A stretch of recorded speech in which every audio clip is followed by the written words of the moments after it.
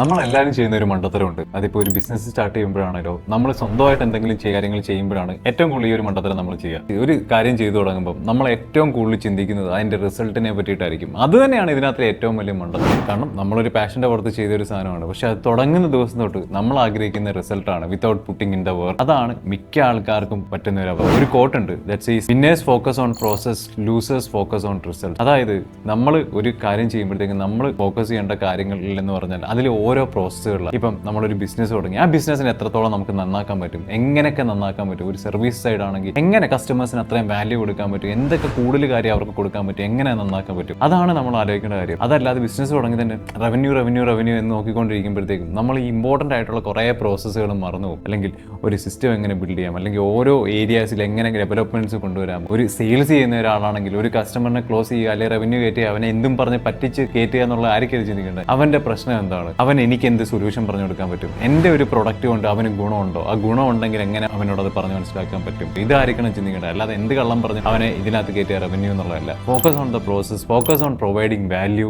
And you will get the results.